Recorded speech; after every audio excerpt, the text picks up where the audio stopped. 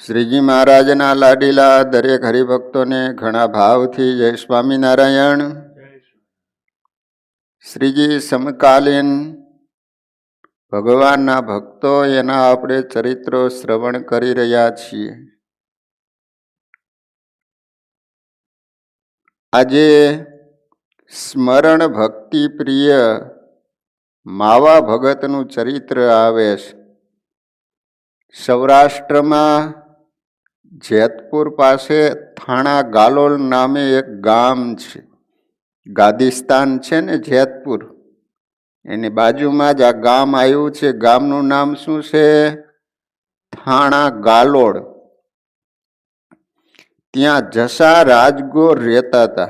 રાજગોર એટલે બ્રાહ્મણમાં એક અટક આવે છે. તેઓ બહુ જ ભાવિક સત્સંગી હતા, બહુ ભાવનાવાળા હતા.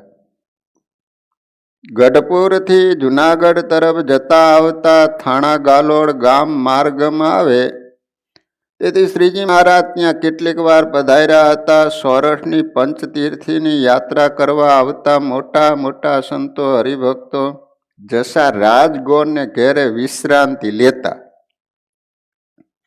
આખા ગામમાં પોતાનું એક જ ઘર સત્સંગી હતું.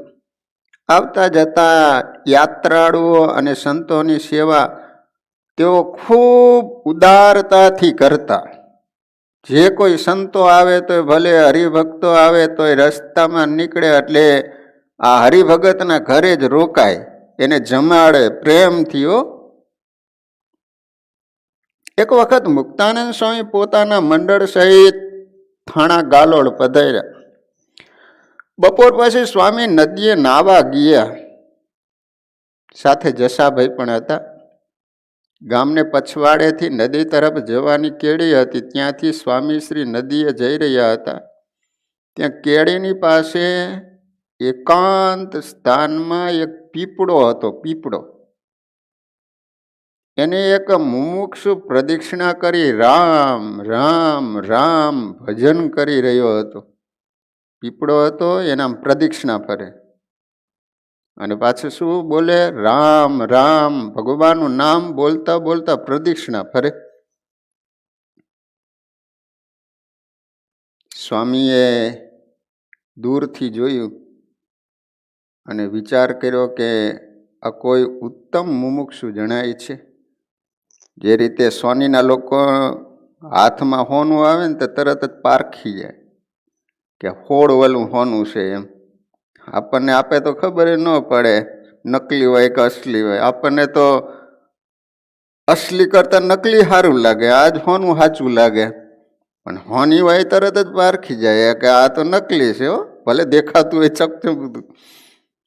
એમ સંત આમ મુમુક્ષુ સામે નજર કરે ને ત્યાં ખબર પડી જાય કે આ કેટલામાં છે. એમ ત્યાં તો મુક્તાનંદ સ્વામી હતા. તરત જ ખ્યાલ આવી ગયો કે આ મુમુક્ષુ જેવું છે. સ્વામી ઓળખી ગયા. મોક્ષના ખરા ખપવાળો છે, માટે વહેલાસર એનું કલ્યાણ થાય એવો માર્ગ બતાવી. ભાઈ સ્વામી જસાભાઈ તરફ જઈને બોલ્યા કે જસા મહારાજ, આ પીપળાને આટા ફરે છે કોણ છે? એ આપણી સાથે નદીએ આવે ને તો એનું કલ્યાણ કરીએ. ત્યારે જસા મહારાજે કહ્યું, સ્વામી એક કણબી પટેલ માવા ભગત છે, સાથે ઓલા બ્રાહ્મણ હતા ને હરિભગત, એ ઓળખતા હોય ને, ગામના હોય એટલે ન ઓળખે. તો કે આ પ્રદક્ષિણા ફરે છે કોણ છે? તો કે પટેલ જ્ઞાતિના નામ છે માવા ભગત. તેઓ કામકાજથી નવરા થાય એટલે હંમેશા આ રીતે પીપળાને પરિક્રમા ફરીને ભજન કરેલ. એ ભગત એવા હતા, જ્યારે સમય મળે ત્યારે ભગવાનનું ભજન કરે. આપણને સમય મળે એટલે ટીવી સામે ટાંકીને ન જોવાનું જોયા કરી. હા, સારું નાચે છે હો.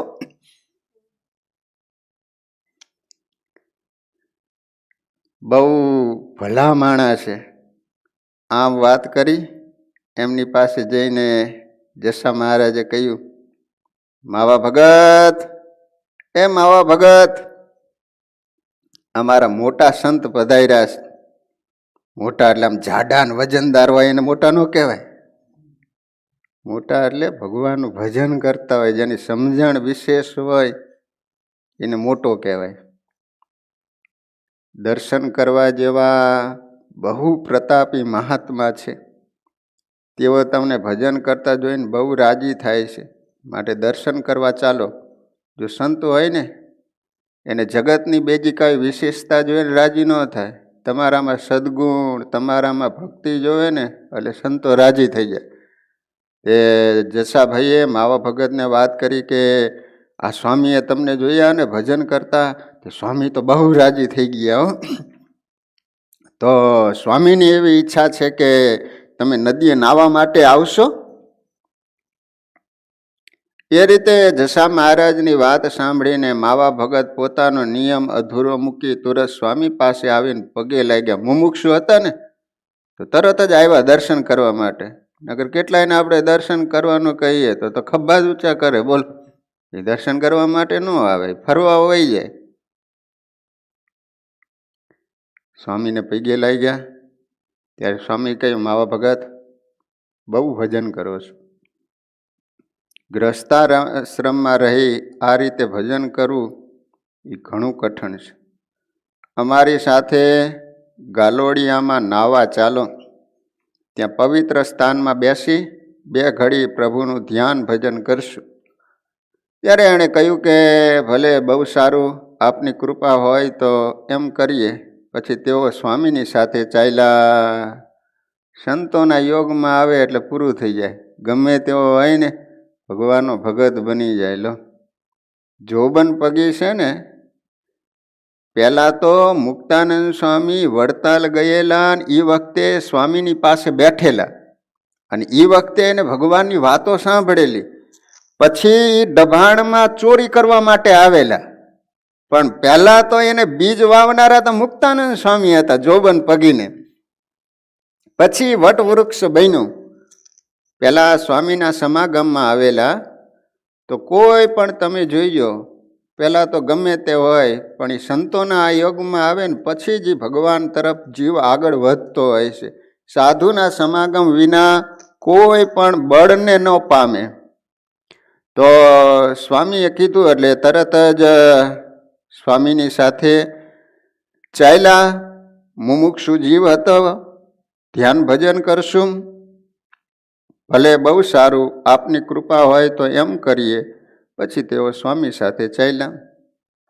સ્વામી વગેરે બધા સંતો રસ્તે ચાલતા ચાલતા પણ ઊંચા અવાજથી સ્વામિનારાયણ સ્વામિનારાયણ એમ ભજન કરતા કરતા ચાલ્યા જતા હતા.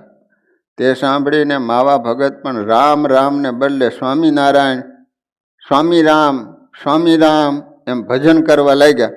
કારણ કે હજી સુધી કોઈ દી સ્વામિનારાયણ બોલ્યા નહોતા, એટલે સ્વામિનારાયણ બોલતા ન આવડે. એટલે પેલા સંતો સ્વામિનારાયણ સ્વામિનારાયણ બોલે તો માવા ભગત પછી સ્વામી રામ સ્વામી રામ સ્વામી રામ રામ રામ ભજન કરતા હતા ને તે આગળ સ્વામી લગાડી દીધું. એમ ભજન કરવા લાગ્યા. બધા નદીએ પહોંચ્યા ત્યારે સાધુઓ નાવું ધોવું વગેરે ક્રિયા કરવા લાગ્યા.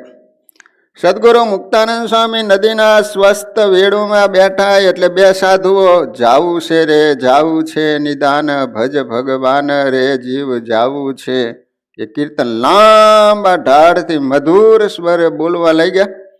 પછી સ્વામી સ્નાન કરવા ગયા. કીર્તન પૂરું થયું એટલે સંતોએ રેશક પણ હરિવરનું સાચું, બીજું સર્વેક્ષણ મંગુર કાચું, એ કીર્તન ગાવાનું શરૂ કર્યું. જસા મહારાજ અને માવા ભગત એ બંને સુકંઠથી ગવાતા કીર્તનો સાંભળીને ડોલવા લાગ્યા. સંતોનો અવાજ એવો, ગાવાની ઝલક પણ એવી. તે બંને ભક્તો આમ ડોલવા માંડ્યા. એવા સરસ કીર્તન બોલે અને ભગવાનની મૂર્તિને ધારીને બોલતા હોય ને એટલે એ તરત સામી વ્યક્તિને અસર થાય. થોડી વારમાં સ્વામી સ્નાન કરીને પધાર્યા. ત્યારે બીજા સંતો કીર્તનો ગાવા લાગ્યા. એટલે પહેલા સંતો નાવા ગયા. સ્નાન કરીને પરવેલા સાધુઓ ધ્યાનમાં બેસી પ્રભુનું ધ્યાન કરવા લાગ્યા. કીર્તનો બોલાઈ રહ્યા એટલે સ્વામીએ પ્રગટ ભગવાનના ઐશ્વર્યની વાતો કરી સાંભળી. પ્રભુ પરાયણ સર્વ ક્રિયાઓ જોઈને માવા ભગતને બહુ જ ગુણ આવ્યો. તેથી સત્સંગના વર્તમાન ધારણ કરીને તેઓ સત્સંગી થયા. પ્રભાવશાળી સાધુ પુરુષોના દર્શન અને સમાગમથી મુમુક્ષુ મનુષ્યના મનમાં પરમ શાંતિ શાંતિ થઈ ગઈ. તેથી સાચા સાધુઓનો ઉપદેશ મુમુક્ષો તુરત સ્વીકારી લેશ. આ રીતે માવા ભગત સ્વામીના થોડા સહવાસમાં આવ્યા છતાં પણ પ્રથમની બધી માન્યતાઓ છોડીને ચુસ્ત સત્સંગી બની ગયે. એક ઘડી આધી મેં પુની આદ, તુલસી સંગત સંત કી કટે કોટી અપરાધ. તુલસીદાસજી એમ કહે છે કે એક ઘડી નહીં, એક ઘડી એટલે કેટલી મિનિટ થાય? 24 મિનિટ. કેટલી? તુલસીદાસજી કહે છે કે સંતની પાસે 24 મિનિટ નો બેસો તો ભલે, અર્ધ ઘડી 12 મિનિટ. તો તુલસીદાસ કે આ તો કળિયુગ છે, સ્પીડનો જમાનો, કોઈ માણસ નવરાશ જ નહીં હોય. ઓલો કૂતરાને આમ જીવડા પડ્યા હોય ને જેમ આમ ઘણી વાર બેવે નહીં ને એ માણસ કોઈ બેસે જ નહીં. એટલે તુલસીદાસે એમાંથી પાસે અડધી કરી, 6 મિનિટ બેસે ને તોય એનો બેડો પાર થઈ જાય. જે એક સંત હતા, તે નદીએ સ્નાન કરવા માટે ગયા. તો એ વખતે બરોબર રાજા પણ નદીના કિનારે ફરવા માટે નીકળેલા. એમાં બન્યું શું? સંત સ્નાન કરે છે એ વખતે એક બગલો કિનારે પથ્થર હશે એની સાથે આમ ચાંચ ઘસે. તે ઓલા સંત જોઈ ગયા. એટલે આ તો રમતા રામ આનંદી સાધુ, તે તરત જ સાખી બોલ્યા. ઓલો બગલો છે આમ ચાંચ ઘસતો હતો ને, એટલે ઓલા સંત બોલ્યા, ઘીસત ઘીસત ઘીસત હે, ઉપર ડાલત પાણી. ઓલા બગલાને કહે છે કે મેને તેરી અંતર કી બાત જાની. બગલા, તું આ થોડુંક પાણી પથ્થર ઉપર નાખીને ચાંચ ઘસેશ, પાછો થોડુંક પાણી નાખીને ચાંચ ઘસેશ. આ તું ચાંચ શા માટે ઘસેશ ને એ તારા અંતરની વાત હું જાણી ગયો કે હમણે ઓલું માછલું નીકળશે ને પકડવા માટે ચાંચને તૈયાર કરેશ.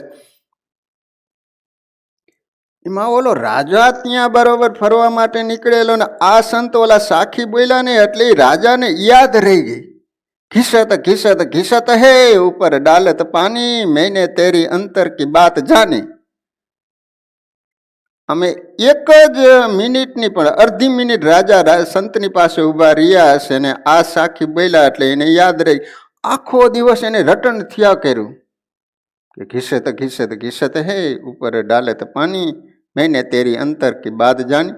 હવે સવારનો સમય થાય ને એટલે ઓલો હજામત છે ને દરરોજ દાઢી કરવા માટે આવે. તે હવે રાજાને તો કેટલાય દુશ્મન હોય જ, તે એના દુશ્મનોએ આ હજામતને ચડાવેલો કે તારે છે ને હજામત કરવા માટે જાવ એટલે તારે અસ્ત્રાથી ગમે એમ કરીને રાજાને મારી નાખવાનું.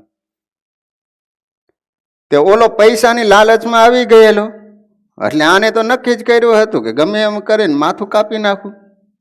તે તો હજામત કરવા માટે આવ્યો હવાઈનો સમય. અને પહેલાના જમાનામાં ઓલા આમ અસ્ત્ર આમ ઘસવાના આવતા, ખબર છે ને?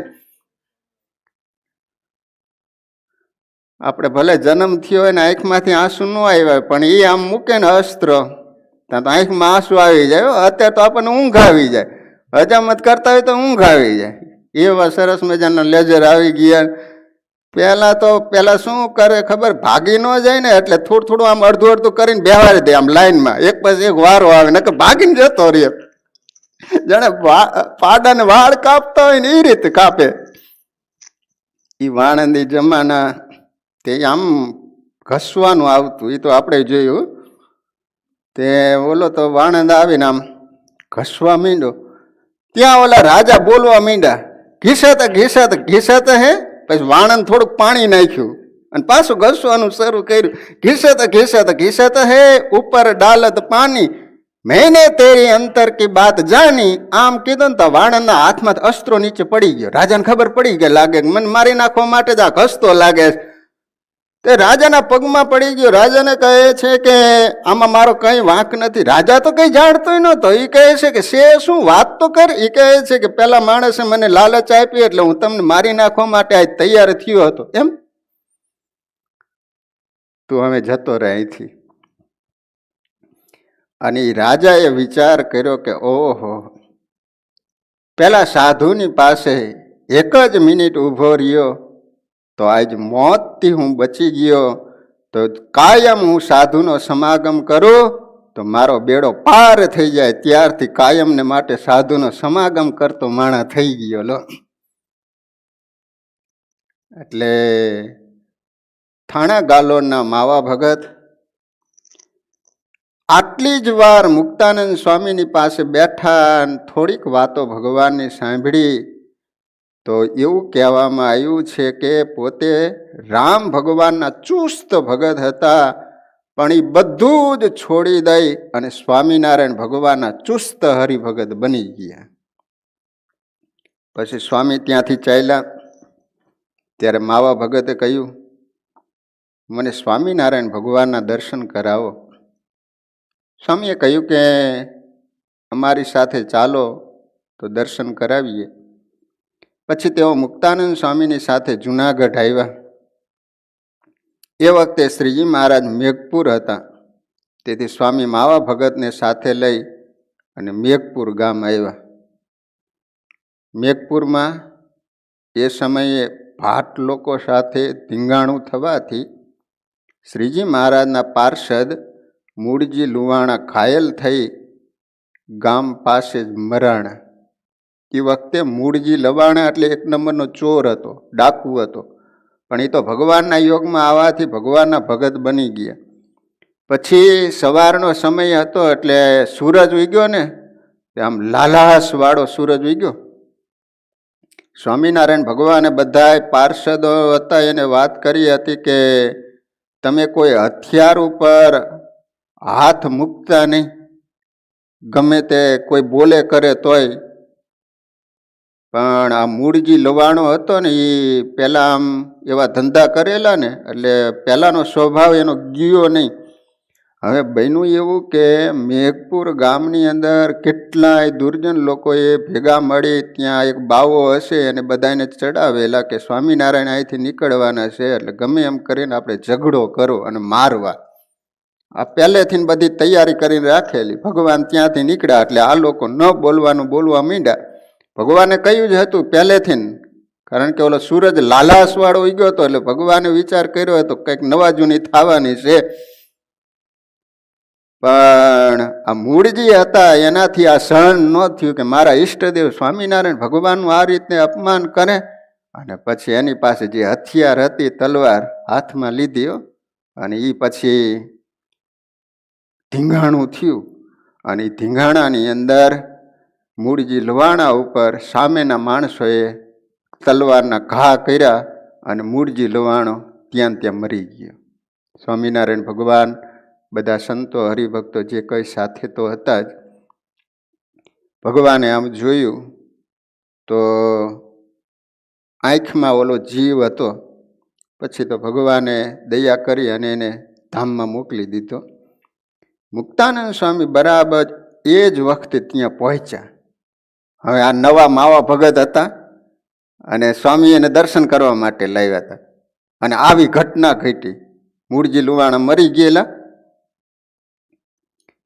નવા સત્સંગીને લઈને સ્વામી દર્શન કરવા આવ્યા છે એમ જાણી શ્રીજી સાથે જે કાઠી દરબારો હતા એ બોલી ઉઠ્યા, ભણે આપણને તો કાંઈ વાંધો નથી, પણ આ કડંબાનો ભૂંડો થશે. કારણ શું કે ભગવાન હોય તો એના ભગતને મરવા શું કામ દે?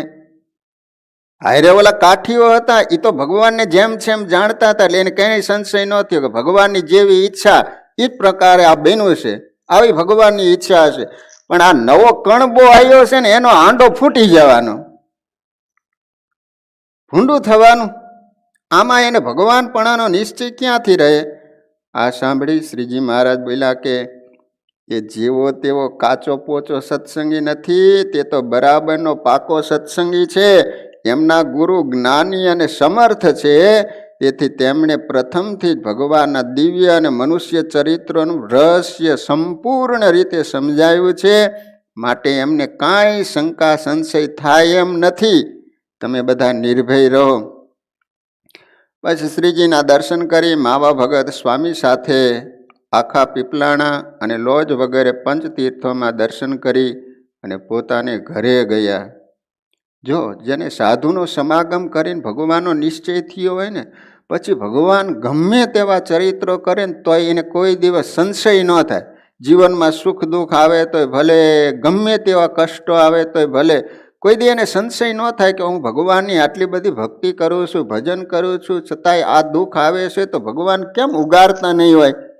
ભગવાન હશે કે નહીં હોય? શું હશે? આ બધું નકામું તો નહીં જાય ને? એવું કોઈ દે એને ન થાય. સાધુનો સમાગમ કરીને અને શાસ્ત્રોના વાંચનથી જેને ભગવાનનો નિશ્ચય થયો હોય ને, પછી એને કોઈ દિવસ સંશય ન થાય, નકર સંશય થઈ જાય.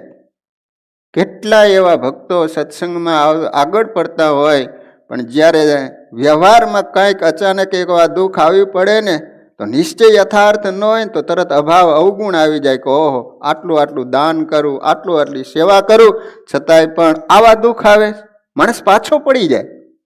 જો સત્સંગનો યોગ ન હોય, સાધુનો સમાગમ ન હોય, કથા વાર્તાની સમજ ન પાડી હોય ને, તો ઘણીવાર સંશય થઈ જાય. એટલે ભગવાને શું કીધું? ભાઈ, આ તો મુક્તાનંદ સ્વામીના યોગમાં આવેલા છે અને સ્વામીની વાતો સાંભળી ભગવાનના દિવ્ય ચરિત્રો અને માનુષ્યક ચરિત્રો એને બરાબર જાણે છે. માવા ભગત પ્રથમથી વ્યવહારે સુખી અને ગામમાં અગ્રગણ્ય હતા. સ્વામિનારાયણ ભગવાનના ભગત નો હતા ત્યારની વાત કરે છે. પરંતુ સત્સંગી થયા પછી વ્યવહાર સંબંધી પ્રવૃત્તિઓ ઓછી કરી નાખી હોય એટલું જ કામકાજ કરી બીજો સમય શ્રીજીના સ્મરણ ચિંતવનમાં તથા મૂર્તિનું ધ્યાન કરવામાં વિતાવતા. માણસે છે ને અમુક ઉંમર થાય ને પછી પ્રવૃત્તિ છોડવા માંડવી પડે. ધીમે ધીમે નિવૃત્તિ પરાયણ થવું જોઈએ. મરતા સુધી બધું કર નહીં કરવાનું. જો ટ્રેન હોય ને, ટ્રેન તો ખ્યાલ હોય કે સામે સ્ટેશન આવે છે, તો એ 5 કિલોમીટર દૂર હોય ને ત્યારથી જ આમ ધીમી પાડવા માંડે, તોય સ્ટેશન આવતા આવતા બ્રેક દે ને તો રાયડું પાડી જાય. ત્યારે માન ઊભી રહે. ડાયરેક્ટ સ્ટેશન આવે ને બ્રેક દે તો ડબ્બા બધા હેઠા પડે. એમ આપણે 50 વર્ષ સુધી ટ્રેન ની સ્પીડે જવા દીધી હોય અને પછી એકદમ તમે બ્રેક દો તો એમ નિવૃત્તિ ન થાય. એટલે પછી દીકરાઓના લગ્ન થઈ જાય, ધીમે ધીમે એને બધું સોંપી અને પછી બધું નહીં સોંપી દેવાનું. આપણે જિંદગી પર્યંત વ્યવસ્થિત રીતે જીવી શકીએ એટલું તો રાખવાનું. અત્યારે ગમે એવા કયાગરા છોકરા હોય, ભલે બધાય સારા હોય, છતાંય પણ બધું તો નહીં જ સોંપવાનું. માણસના ક્યારેય વિચારો બદલાય અને શું થાય, દિવસે દિવસે ઊંડાણ આવી રહ્યું છે, બહુ ધ્યાન રાખવાનું. ઘણા દીકરાઓ એવા મીઠા બોલા હોય ને, અને બાપાની આગળ એવી એવી વાતો કરીને બધું પોતાના નામનું કરાવી લે અને પછી બાપાની એવી પરિસ્થિતિ સર્જાય, રોતા ન આવડે, રોતા. કેટલા એવા મેં પ્રસંગો જોયા છે, ડાયા થઈને બધું સોંપી દે. માટે જિંદગી પર્યંત તમે વ્યવસ્થિત રીતે જીવો. વિલમાં તમે નામ લખ નાખવાનું, બાકી બધું સોંપવાનું નહીં હો. જો સોંપ્યું તો દુઃખી થવાના વાર આવે. એટલે ધીમે ધીમે પછી નિવૃત્તિ પકડવાની. અમુક ઉંમર થાય ને, રામાયણમાં પ્રસંગ નથી આવતો, દશરથ રાજાએ આમ અરીસામાં જોયું મુગટ આમ બરાબર કરવા માટે, તો કાન પાસે વાળ જોયા, તો તરત નિર્ણય કર્યો કે ઓહો, સફેદ વાળ આવી ગયા, હવે દીકરાઓને ગાદી સોંપી દેવી જોઈએ. આપણે તો આખું માથું સાપરું ધોરું થઈ જાય તોય આપણને પણ વિચાર ન આવે કે હવે નિવૃત્ત થઈને ભગવાનનું ભજન કરવું જોઈએ. જો આ સંખ્યા છે ને એ જ બોલે. જો 50 વર્ષ થાય ને પછી શું આવે? 51. હવે તમે વનમાં જાઓ એટલે હવે નિવૃત્તિ લો. તો પછી 59, છતાંય પણ ન મૂકે. પછી 60 એટલે મૂર્ખામાં ગણતરી થાય. 60, હવે તું 60, હવે તું નીકળી જાય. એમ સંખ્યા જ આપણને બતાવે, પણ સંખ્યાનું કોણ સાંભળે? કયો ઓલું હોય ને એટલું જ કામ કરીએ. બીજો સમય શ્રીજીના સ્મરણ ચિંતવનમાં તથા મૂર્તિનું ધ્યાન કરવામાં વિતાવતા. પોતે ઘરના સુખી હોવા છતાં ભોજનમાં ફક્ત છાશ રોટલો અગર ખીચડી સિવાય બીજું કાંઈ લેતા નહીં. તો 40 વર્ષ સુધી તમે ખાવા માટે જન્મ લીધો હોય ને એ રીતે ખાવાનું, જે ભાવતું ખાધા જ કરવાનું. 40 વર્ષ પછી બધું જ છોડી અને પછી સાદું. આ મોટા ભાગના રોગ છે ને આપણા રસાસ્વાદને કારણે જ થાય. કારણ કે જે વધારે ભાવતું હોય ને એ જ વધારે ખવાઈ જાય, એટલે પછી ડાયાબિટીસ થાય, પછી ગાંડાબિટીસ થાય, પછી બ્લડ પ્રેશર થાય, બધા રોગ ધીમે ધીમે બધા આવે. એટલે જે માણસને ખાવા ઉપર કંટ્રોલ હોય ને એનું શરીર સારું રહે. એટલે જે તેની ખાખા કરવાનું, જેટલું સાદું ખાવો ને એટલું શરીર સારું રહે. તો આ ભગત શું ખાતા ખબર છે? એ ફક્ત છાશ રોટલો અગર ખીચડી સિવાય બીજું કાંઈ લેતા નહીં. નકર સુખી હતા ને, જે ખાવું હોય એ ઘરના બનાવી દે એવા હતા, હારા એમ. છતાંય પણ આ ભગતે હવે નિયમ કરી નાખ્યો કે અત્યાર સુધી બહુ ખાતું, અને આ જીભડી છે એ કંઈ ધરાય? હે, તો તમારે ત્યાં મહેમાન આવે ને તમે શીરો કર્યો હોય ને તો એ પછી ઊભા થાય એટલે આપણે એને હાથ ધોવા માટે પાવડર આપીએ કે સાબુ આપીએ કે ઓલા હાથ ચીકણા થયા હોય ને. પણ કોઈ દી તમે મહેમાન આવ્યા હોય એ જમીન ઊભા થાય એટલે આપણે સાબુ આપીએ કે તમે જીભ ધોઈ નાખજો એમ? જીભ ચીકણી જ ન થાય. બોલો, ગમે એટલું ખાખા જ કરીએ ને તો. હા, લુલી છે ને, મારું એકે હાઈડકું નહીં પણ અને ધારે તો આ કેટલાને હાઈડકાય ભંગાઈ નાખ્યો.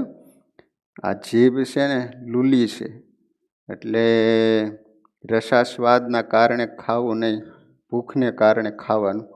તો વાલા ભક્તજનો, સમય પૂરો થઈ ગયો છે. તો માવા ભગતનું ચરિત્ર બાકીનું આપણે કાલે શ્રવણ કરીશું. અહીંયા કથાનો સમય પૂરો.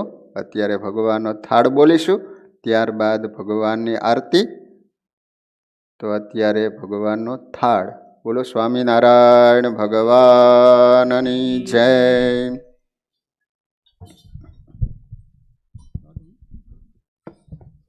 જમો જમો ને મારા જીવન જુગતે, ભોજનિયા રસ ભરિયા રે.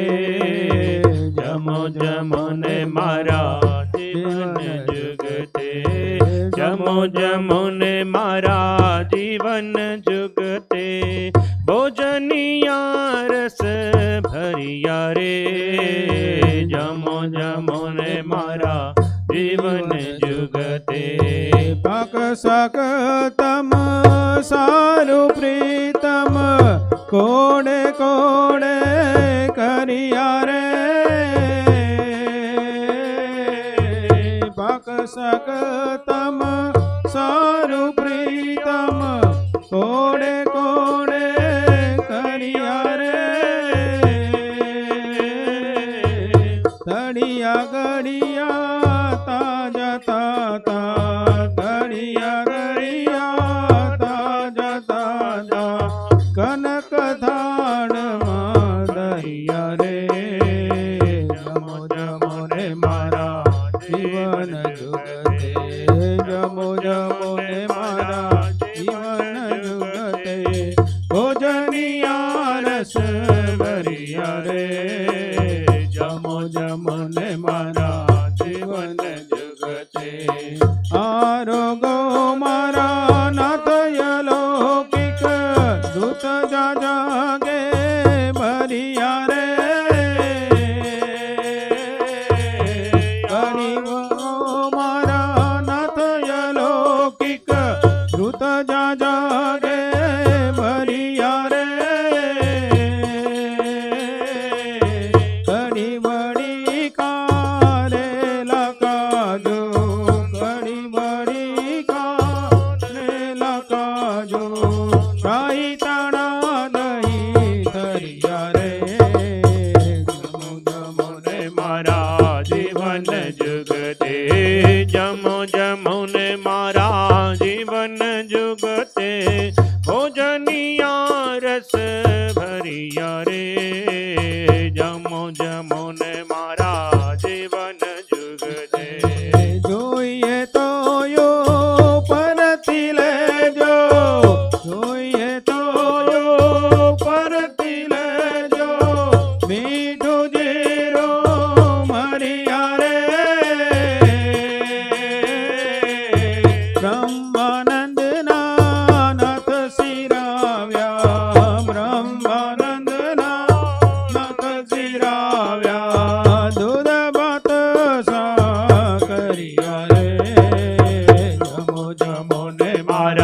જીવન જુગતે જમો જમો ને મારા જીવન જુગતે ભોજનિયા રસ ભરિયા રે જમો જમો ને મારા જીવન જુગતે ચડુ કર્યો હરે તૃપ્ત થઈને નિરખી લોચન ધરિયા રે ચડુ કર્યો હરે તૃપ્ત થઈને નિરખી લોચન ધરિયા રે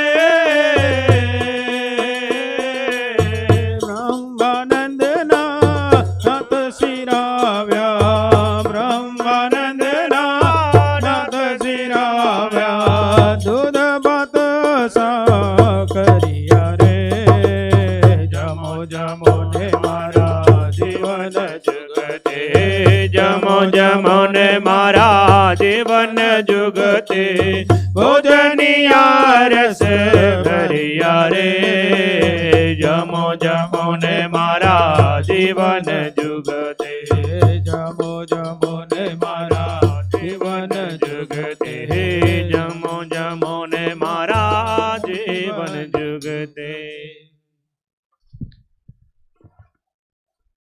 સ્વામિનારાયણ નામ વાલું લાગે સ્વામિનારાયણ નામ સ્વામિનારાયણ નારાયણ નામ વાલું લાગે સ્વામિનારાયણ નામ સ્વામિનારાયણ નામ વાલું લાગે સ્વામિનારાયણ નામ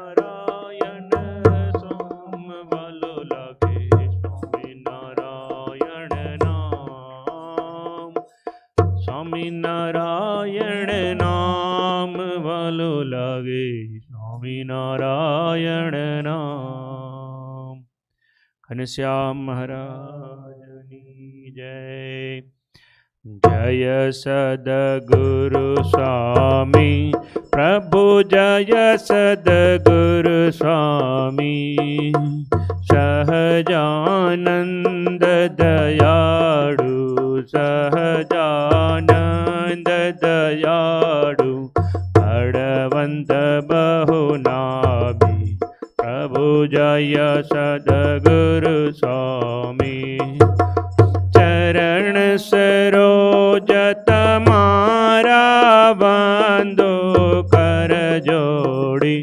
પ્રભુ વાંદો કર જોડી ચરણે શીશ ધર્યાથી ચરણે શીશ ધર્યાથી દુઃખ નાખ્યા થોડી જય સદગુરુ સ્વામી નારાયણ નર વ્રાતા દ્વિજ કુળ તનુધારી પ્રભુ દ્વિજ કુળ તનુધારી પામર પતિત યુધાર્યા પામર પતિત યુધાર્યા અગણિત નર નારી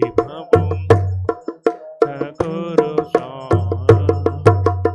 નિત્ય નિત્ય નો તમ લીલા કરતાય વિનાશી પ્રભુ કરતાય વિનાશી 68 તીરથ ચરણે 68 તીરથ ચરણે કોટી ગયા કાશી સદગુરુ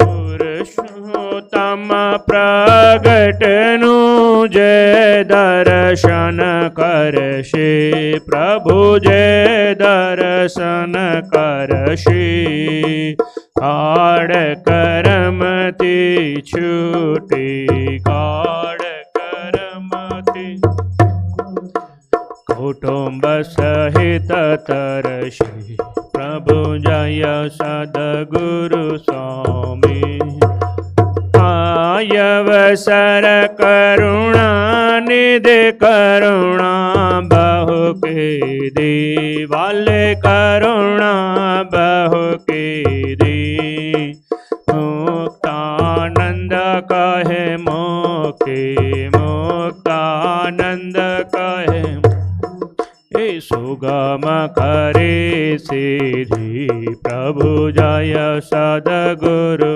स्वामी जय सद्गुरु स्वामी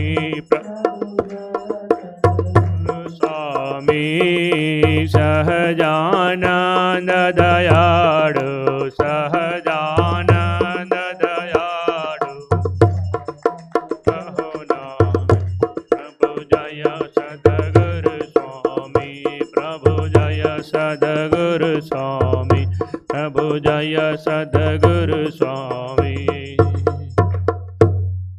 घनश्याम महाराजनी विश्वेश छो सकाळ विश्वतणा विधाता दाता तमे सकळ मंगल शांति दाता माटे तमारु करुणा निधि सत्य नाम साष्टांगनाथ तमने करूँ प्रणाम अज्ञान करुणा करे कापी नाखो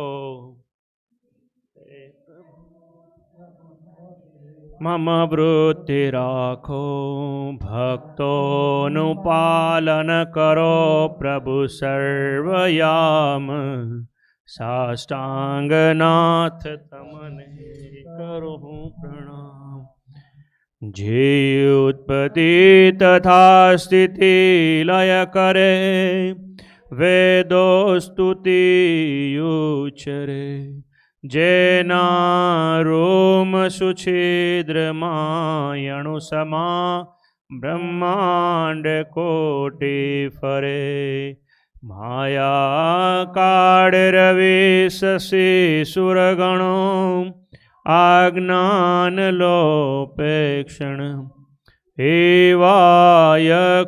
एवायक्षरधामना यदिपति श्री स्वामिनारायण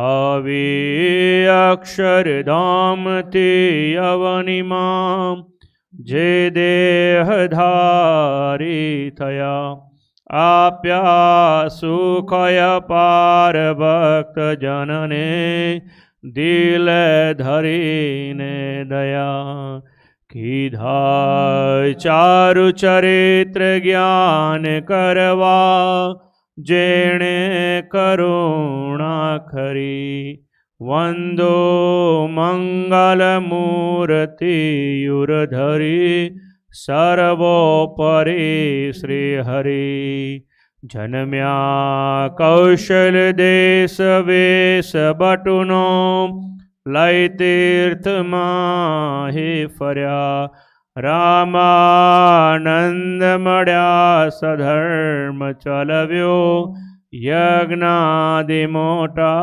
कर्या मोटा दाम रचारया गढ़पुरे बेदेश गादी करी अंतर ध्यान तया लीला हरितणी संक्षिप्त मायोचरी त्वमेव माता च पिता त्वमेव त्वमेव बन्धु च सखा त्वमेव त्वमेव विद्या द्रविणं त्वमेव त्वमेव सर्वं मम देव देव निजाश्रितानां सकलार्तिहन्तां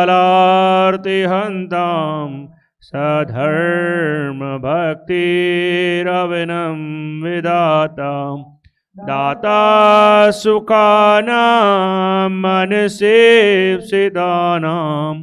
तनोतु कृष्णो अखिलमङ्गलं नमः।